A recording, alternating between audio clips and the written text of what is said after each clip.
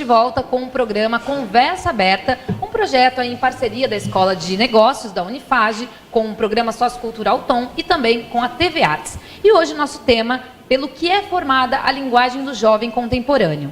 Bom, no último bloco nós terminamos aqui conversando com a Rafaela, que nos colocou, né, a questão do jovem de hoje. E nós temos agora o João Vitor Mascarenhas, que é aluno do 2º ano do Colégio Integrado e que vai explicar um pouquinho para a gente também como é ser jovem nesse mundo de hoje, né? Como que é estar dentro dessa linguagem contemporânea? Conta um pouco para a gente. Primeiramente, boa tarde. E um ponto que eu queria colocar meio que a respeito sobre o que a Maria de Lourdes falou é de como o jovem hoje em dia, e eu não sei direito se isso é uma consequência direta da autoinformação que nós temos acesso, está triste. Eu acho que, com as pesquisas e com todas as informações na nossa mão, a gente tem acesso a certos conceitos ou certas filosofias, tanto antigas quanto contemporâneas, que acabam tornando o aluno triste.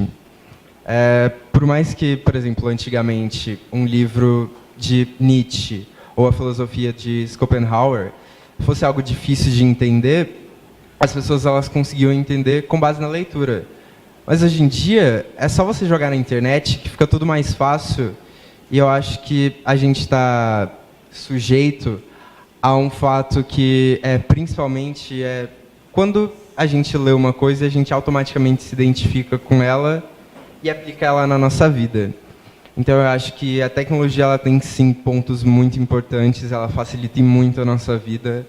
As informações elas estão literalmente na palma da nossa mão. Mas eu acho que a informação demais acaba fazendo a gente descobrir e, às vezes, achar coisa onde não tem. Por exemplo, vídeos que falam, muitas das vezes, sobre a depressão.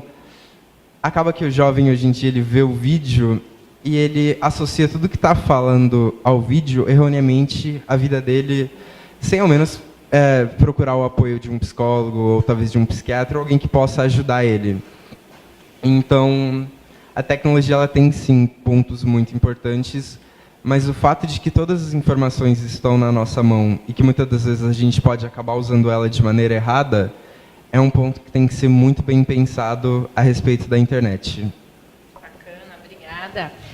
João Vitor, essa é uma questão muito interessante, né, que até a professora colocou aqui também, e aquilo que a gente tinha colocado também, né, professora Camila, da questão dessa informação de mais, esse filtro de menos, né, e essa questão da crítica, que teria que ter sido desenvolvida junto com essa evolução tecnológica, que talvez não tenha vindo, né, ainda.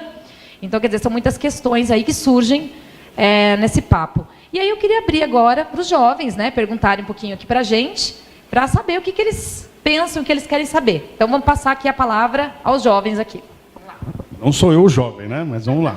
Estou aqui transportando o microfone, né? Muito bem. Primeira pergunta da Isabela Maciel Bueno. Isabela, venha comigo aqui. Muito bem. Salva de palmas para a Isabela. Vamos lá, faça a sua pergunta. Pode ser direcionada ou para a mesa toda aí. Boa tarde. Eu queria saber como a gente pode incentivar a leitura numa sociedade em que a gente tem tanto entretenimento à vontade, assim, vídeos, livros mais superficiais. Como a gente pode incentivar essa literatura, essa leitura, e como a gente também pode incentivar a escrita criativa, não tão nos moldes do Enem, dos vestibulares, porque a gente acaba que é ensinado a escrever nesses moldes e não consegue estimular a escrita criativa. Obrigada. E quem aqui na mesa gostaria de responder? Talvez a Carol pudesse, né, iniciar os trabalhos aqui, começar respondendo. Então, eu acho que um dos caminhos do incentivo à leitura é encontrar o que o jovem gosta de ler. Então, uma das coisas que eu percebi nos livros, quando eu comecei a escrever, eu escrevia capítulos muito longos. Não prende atenção. Então, eu comecei a adaptar a escrita àquilo que eu percebi que funciona, que são trechos curtos das histórias, né? São romances, então segue uma sequência lógica, mas trechos curtos, porque se você quiser ler um pedaço e parar, na hora que você continuar, não fica perdido aquilo. Então, a gente só forçar o jovem a ler aquilo que ele precisa ler, que é necessário que ele leia para aprender, enfim. Hoje, eu penso que não funciona mais. Eu acho que precisa encontrar a literatura que cada um goste, que realmente você se identifique com aquilo para estimular a leitura, ainda que não seja, por exemplo, para mim como mãe, que não seja alguma coisa que eu gostaria que a minha filha estivesse lendo. Claro que com filtro, né? Não vai ler de tudo, mas pelo menos que ela leia alguma coisa que ela goste de ler. Eu penso que um dos caminhos seja esse. Professora, sobre essa questão que ela falou da escrita criativa, acho que você podia colocar para a gente isso, né? Então, eu tenho um amigo que ele tem uma empresa chamada Weedbook. A Weedbook, ele é escrita colaborativa dentro da internet para jovens de qualquer idade. E ele fala que se escreve muito, muito, e a gente está falando que o jovem lê pouco, escreve pouco. Na Weedbook você vê que o jovem escreve muito, e são crianças do mundo inteiro. Então, nasceu a plataforma em inglês para que pudesse socializar com mais pessoas, e hoje já tem algumas coisas também em português. Então, eu achei muito legal essa ideia de uma plataforma com escrita colaborativa. E a questão de orientar o jovem a ler o que ele gosta, como é difícil isso, né? Eu não sei se essa é a função. Quando apareceram aqueles livros, que é o Código da Vinci, e o Dan Brown apareceu como assim, por que os livros dele faziam tanto sucesso, todos viraram filmes? Ele moldou o livro, cada capítulo começa e termina. Então, ele teve uma maneira de escrever de maneira que atraísse o público que não gosta de ler livros enormes, com várias páginas. Ele criou essa maneira. Eu fico preocupada com isso, porque a literatura universal, ela é tão rica, ela é tão linda, ela é tão profunda, que eu gostaria muito que eles tentassem, ao menos. Eu sempre gosto de falar assim, passa o dedo e prova. Vai que é bom, e você gosta. Então, eu acho que os termos, às vezes você pega um livro, você falou do Nietzsche, mas você fala do Bauman, que é um sociólogo que eu adoro, você pega um trecho do livro dele e você passa uma semana pensando. Né? Então, aquilo te dá várias ideias para a criatividade. A criatividade pode ser criada. Você não nasce criativo. Você pode ser treinado a ser criativo. Quanto mais links você faz na sua cabeça. O cérebro da gente tem que ser super utilizado, e a gente deve deixar a tecnologia fazer aquilo que você não precisa mais fazer. Exemplo, quem aqui, se eu tirar o celular, sabe dizer o número de telefone da família inteira? Alguém sabe, gente? Da família inteira. Alguém sabe o número de telefone da família, sem celular? Então, quando a gente fala de que a robótica, a automação vai tomar conta da vida da gente, você já tem um robô. O telefone celular já é o seu robô. Você não precisa mais decorar números de telefones. E isso é bom, porque a gente ocupa a mente com outras coisas. Então, eu gostaria de falar muito mais, mas vou ficar por aqui. Obrigada. Tá certo, obrigada, professora. Carol, queria complementar alguma coisa? Então, eu acho que é um desafio, eu concordo com você, eu acho que tem muitas leituras que seriam muito importantes, mas o grande desafio realmente é esse, é como envolver o jovem naquilo que talvez a gente entenda que sejam leituras, né, muito importantes para eles. Eu acho que é interessante, é importante. A professora Camila também quer colocar? Só para contribuir um pouquinho com relação a uma experiência pessoal. Eu lembro do primeiro livro que eu li assim na infância, de verdade, né? Porque a gente tem aquela leitura de escola, você aprende a ler. Eu não sei qual a idade que eu tinha, mas eu achei um livro na casa da minha avó. Tava tudo bem, calma. Que chama A Feiurinha.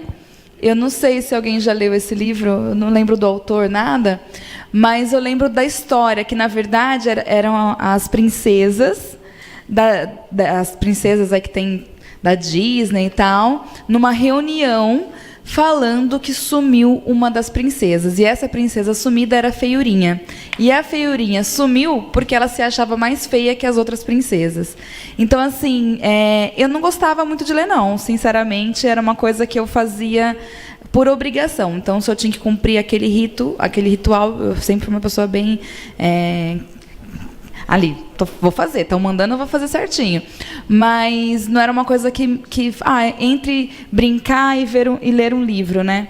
Então, quando eu li esse livro, parece que me abriu um mundo que eu não conhecia. E era uma leitura que, assim, não foi indicada, foi uma coisa que encaixou, porque para mim fazia sentido a questão das princesas, a questão da menina sumida, e que ela desapareceu porque ela se achava menos que as outras pessoas. Fez sentido. Então, só para compartilhar essa historinha aí da questão do incentivo à leitura. Um livro abriu a porta para outros, né? E aí, nós temos mais perguntas? Vamos lá, então? Muito bem. Agora a pergunta do Breno, do Colégio Júlia Calhau. Ele pergunta aqui para os dois jovens, mais jovens da mesa, né? Os jovens há menos tempo, né? Nós somos jovens há mais tempo, né? Da mesa. Os jovens há menos tempo da mesa. E aí o comentário da Ana Paula também, tá bom? Ele fala da comunicação hoje usada no namoro na internet, né? Como é que o pessoal hoje no web namoro, como é que o pessoal... Se isso pode ser um treinamento aí de comunicação, né? Se isso pode usar como um treino de comunicação, e como é que é isso hoje na vida de vocês aí? Interessante a pergunta aí. Obrigado, viu, Breno? E aí, quem que vai responder primeiro? Pode ser. Vai ser você. Então vamos lá. O João Vitor primeiro. O João Vitor deve ser versado no assunto, hein, João Vitor? Será? Conta aí. Eu acho que esse ponto do web namoro, que é uma coisa que tipo é bem complicado de falar sobre, retoma ao que a Maria de Lourdes falou sobre o Bauman, que é um sociólogo, que ele fala principalmente em uma das suas obras sobre o amor líquido. Então, eu acho que a respeito do web namoro, ele é algo líquido. Por mais que a distância ela seja, no quesito do amor, ela possa ser desconsiderada, ainda é algo importante, porque você entra em uma sociedade ou em uma rotina que o contato físico ele é completamente desvalorizado. Então, a respeito do namoro à distância, principalmente, são pontos complicados e a tecnologia favorece isso. A tecnologia, de certa forma, ela quebra a barreira da distância. Então, você pode muito bem amar outra pessoa e namorar com outra pessoa, mesmo que ela não seja da sua cidade, do seu bairro, do seu estado ou até mesmo do seu país.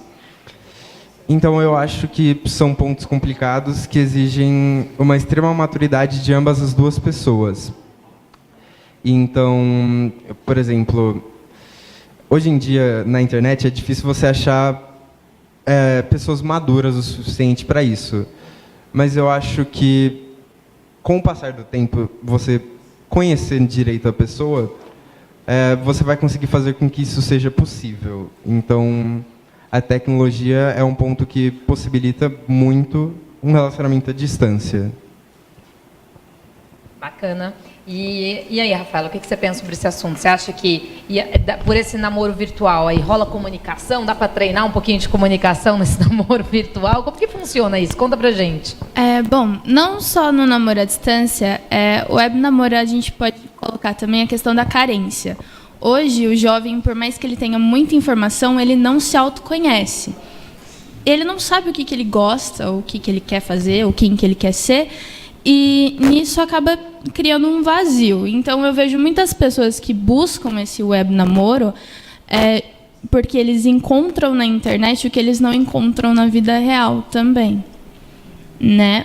E, bem, é delicado, como ele falou, tem a desvalorização do contato mesmo. Hoje, o sexo é algo muito banalizado e precisa ser trabalhado. As pessoas precisam se entender mais com elas mesmas antes de se entender com os outros, eu acredito. Então, a partir disso, você começa a entender o web namoro e também a classificar ele se ele é bom ou ruim para você, né? No caso, é o que eu penso.